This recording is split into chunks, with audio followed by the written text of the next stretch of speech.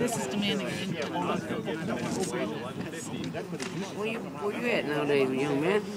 I'm going to school and trying to start my own business. Sometimes what Alright, they do is everybody, they'll we're going to say, get okay, started. have an How's investigation. everybody doing so far? Go! First of all, I am Just so becomes a glad way of- you all made Join it. us! There's been a lot of people that have Get a been sign. putting in a lot of work, a lot of thankless work, a lot of behind-the-scenes stuff to make this a reality. 571. One of the things that we realized after this recent incident with the Johnson family It's the same. is that before, when somebody would have a problem with the police and be abused or be mistreated, the only place they had to turn to was internal affairs, which is a part of the police. But I know a lot of you guys know this man right here, Robert, what happened to him. And when Robert's case happened, one of the things going on in the streets was, well, Robert had a video. Take a look. And if he has a video can't get justice, what chance do the rest of us have? Right. All that does, all that they're ignoring of these problems, just breeds fear. It makes people want to stay silent. It makes people want to stay complacent. And that's wrong. So one of the first people I have up here to speak is actually a former Omaha police officer. So he understands the need for oversight. He understands what the police department really operates on. And I'm going to have him just up here to speak a little bit about that and why we need oversight. So everybody just welcome up Tariq Alameen.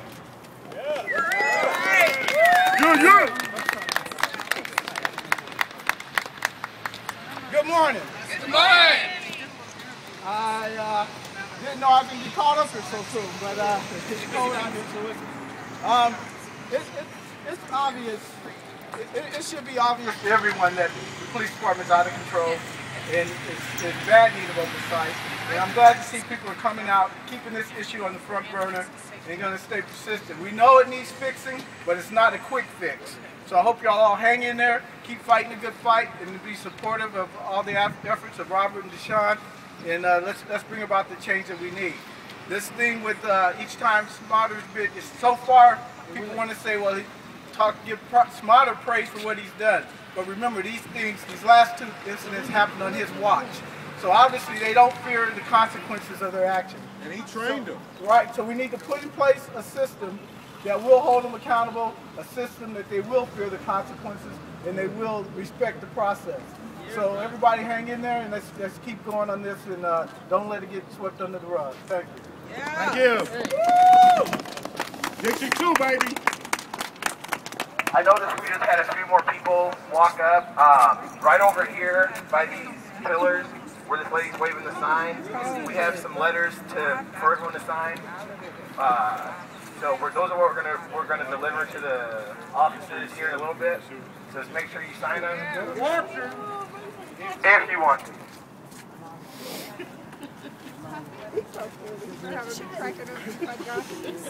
The City Council and Chief Schmader is calling for independent oversight. All right, the next person I'm going to have speak is somebody that I truly stand in awe of. For this man to turn something so horrible into something so positive is something that we need more of in this city. So everybody give a big hand to Robert Wagner. Woo woo! Come on, man. Come on, man. Good morning, everyone. First of all, one of the main things that I want to address is County Attorney Don Klein. We see a man sit back and say that he's going to wait until the investigation is complete. He was on Channel 6, I believe, saying he would be happy to review something if the police present it to him. Well, we all saw it. I don't know how he didn't see it, and as the county attorney, how does he not step in? Is he part of this union? Does he protect the police? I mean, I think that's something that we need to know, because if it was any of us, we couldn't say, well, our boss is going to determine our punishment, so you sit back and wait, Don Klein. No, he would step in and we'd be arrested immediately. So why do these not apply to police officers? You know, and this is a union. It's not a secret society. It's not something that gives them special privileges. They still have a job to do. So, public servants, yes. Now, again, if you have a videotape of my incident and they spun the web that, oh, you know, we delivered kicks to his legs. No, those were kicks in my head. Right. But Everybody saw it. It was printed that not only do officers misbehave, but when they go to get their jobs back, they blatantly lie. Right. My attorney said he didn't want to use the term lie, but I'm going to call them liars. Period. The media's here. You guys can quote me, whatever. I'm calling them liars. They sit there and said, they kicked me in my leg. They said I went for a knife. How in the hell do you go for a knife? How would I even know the lady had a knife? But you know what? It worked. So not only do you misbehave on the job, you still can lie during an investigation and nothing happens. Nothing comes of it. So what happened to the Johnson's family, their home was entered illegally, but they say there were exigent circumstances. But no, not in this case, there were not. Nice. So for anybody to sit and go along with that story, that's a bunch of BS. And we can't allow this type of behavior to continue. Not here, not in other parts of the city, nowhere. There's people in here upstairs, I believe it's the 6th floor, that's where internal affairs is. And again, they don't do anything. So for us to sit back and let the chief say, well, there's going to be an investigation, give it time. You know, I read last night where 4 officers are not placed on leave. So I guess that's the same story where we hear that and we think, oh, okay, he's doing his job. But overall, we know what it is. Why isn't there a union that protects the chief? Why isn't there a union that protects his ruling? When Alex Hayes ruled to fire 2 officers, they went to that same union and got an arbitrator and got their jobs back. So how come nothing is in place to enforce what the chief says? That's what I would like to know. So if anyone out here can answer that question, the media, somebody, please help me on that one. Don Klein got to answer phone calls first. He don't answer phone calls when you call the office. Break the law, get a paid vacation, you know? Yeah. And that's the way it is. You know, you break the law and they're sit down, paid administrative leave. You know, that's vacation. And it's the same thing. Give us time, we're going to investigate. But you know what? Unless they're fired, we'll never know what that punishment is. Internal Affairs told me that personally. Lieutenant Rowland, Captain Rowland, whatever his name is, he told me if there's any type of punishment, we won't know about it. But have faith and believe that they're going to do their jobs. But again, this has been a violent time. You know, why was a dog gunned down October 29th? And we don't hear nothing about that. You know, what officer shot that dog? And again, there was a takedown on a citizen by the throat. You took him down and you shot his dog. But do we hear about it? Where's the Humane Society? I went to a 360 meeting and Mark Langan was there. He got up and left before I could ask him a question. But there's so much wrong, you know, I can stand up here for 20 minutes. So I give the microphone to whoever wants to speak next.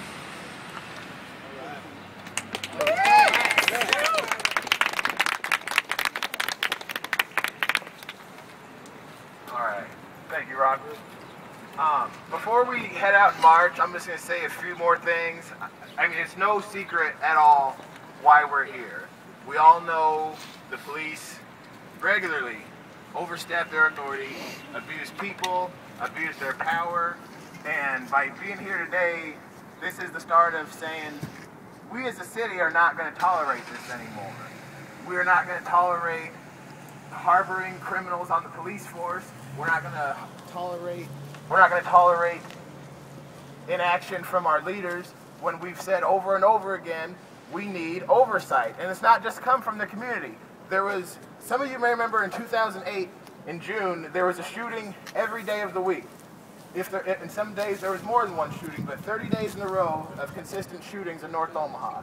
After this happened, the United Nations launched an investigation into what was wrong with Omaha to have so many shootings in such a short time. And one of the things they came out with is a lot of North Omaha is on par with a third world country. There's massive unemployment, the structures are dilapidating, the people don't have access to health care or education, but this city likes to talk about we're one of the best cities in the world for business. We're one of the best cities in the world for families. They must not be asking people in North Omaha. We are, unless you're poor or minority. Exactly. But they don't like to talk about that. They want to sweep the real Omaha under the rug and pull the curtain over everyone's eyes and say, Omaha is great. Put a Band-Aid on it like Midtown. Midtown Crossing, jack up the rent, get all these people out. The city sends message after message that if you are a poor person, especially a minority, you do not matter in this city. And to see the officers treat people like that, how do we expect our elected officials to treat us when they don't say anything when these officers beat us? So like I said, there's no secret about why we're here, but today we're going to start to be active as a community and say we want our streets to be safe, we want our children to be safe, we want ourselves to be safe, and not only that, we want the officers to be safe, because God forbid somebody feels so helpless and with nowhere to turn that they feel violence or retribution to a cop is a way to go. That is absolutely not what we want. We want a peaceful resolution, we want to live in a peaceful city, and that is how we are going to operate, is peacefully.